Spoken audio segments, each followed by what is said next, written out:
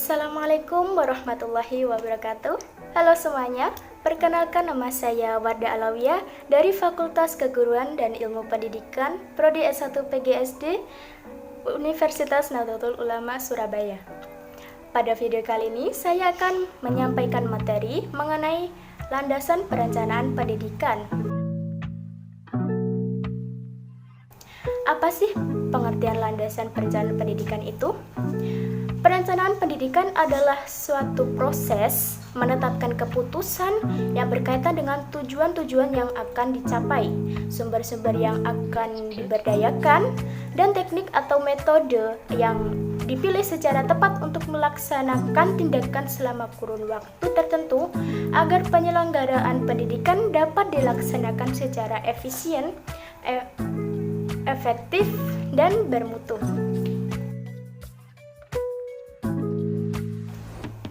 Baik, pada materi yang kedua yaitu mengenai landasan-landasan perencanaan pendidikan. Pada landasan perencanaan pendidikan ini terdiri dari 5 landasan, yaitu yang pertama ada landasan filosofis, yang kedua ada landasan psikologis, yang ketiga ada landasan sosiologis, yang keempat ada landasan kultural, dan yang terakhir adalah landasan yuridis.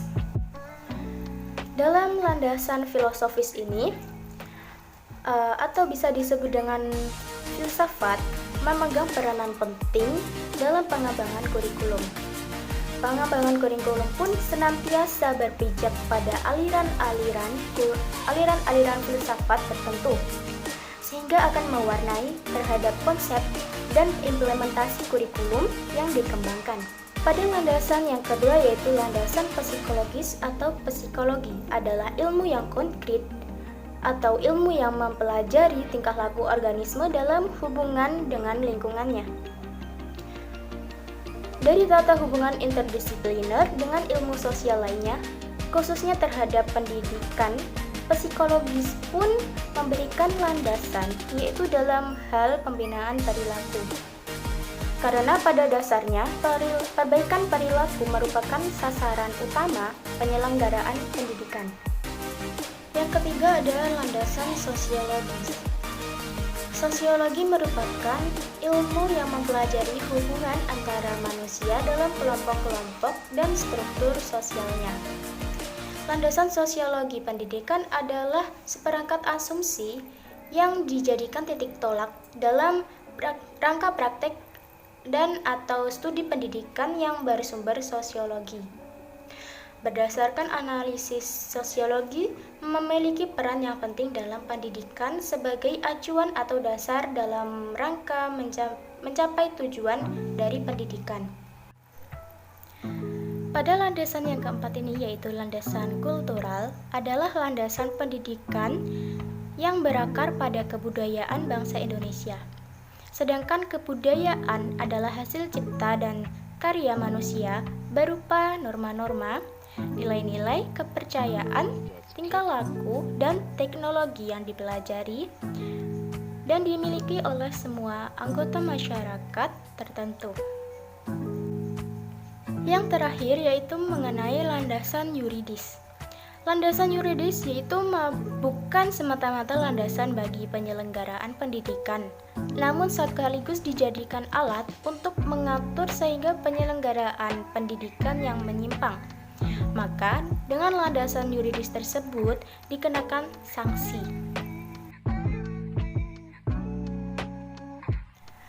Pada bab selanjutnya yaitu bab yang ketiga mengenai unsur-unsur perencanaan pendidikan.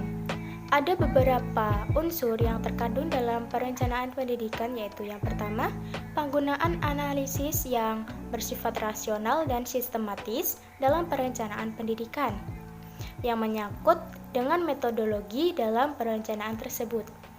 Yang kedua yaitu proses pengembangan dan pembangunan pendidikan, yaitu artinya bahwa perencanaan pendidikan ini dilakukan dalam langkah reformasi pendidikan, yaitu suatu proses dari status sekarang menuju status perkembangan pendidikan yang dicita-citakan.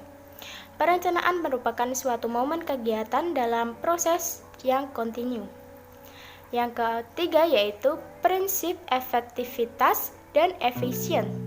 Artinya yaitu dalam perencanaan pendidikan itu, pemikiran secara ekonomis sangat menonjol. Misalnya, dalam hal penggalian sumber pembiayaan pendidikan, alokasi biaya, hubungan pendidikan dengan tenaga kerja, hubungan pengembangan pendidikan dengan pertumbuhan ekonomi. Lalu yang keempat yaitu kebutuhan dan tujuan peserta didik dan masyarakat. Artinya, perencanaan pendidikan itu mencakup aspek internal dan eksternal dari keorganisasian sistem pendidikan itu sendiri.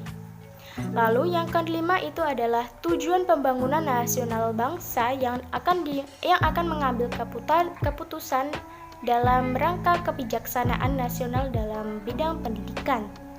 Target yang hendak dicapai dengan melakukan tujuan pendidikan nasional dan berarti cara penyampaiannya pun mempengaruhi dari dalamnya.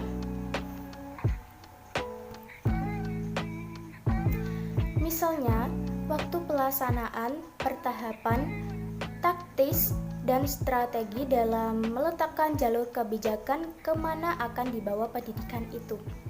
Lalu yang keenam adalah masalah strategi. Masalah strategi adalah termasuk penanganan polisi atau kebijakan secara operasional yang akan mewarnai proses pelaksanaan dari perencanaan pendidikan. Ketepatan peletakan strategi ini sangat penting.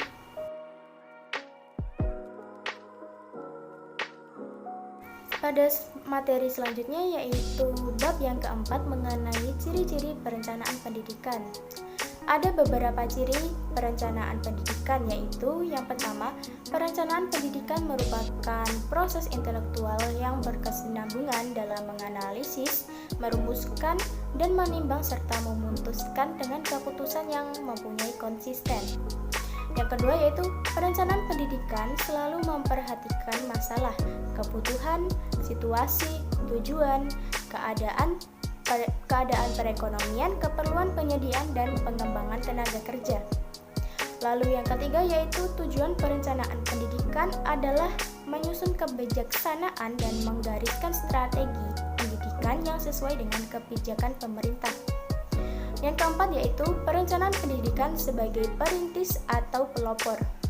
Lalu yang terakhir, yang kelima yaitu perencanaan pendidikan selalu memperhatikan dan menganalisis faktor ekologi atau lingkungan.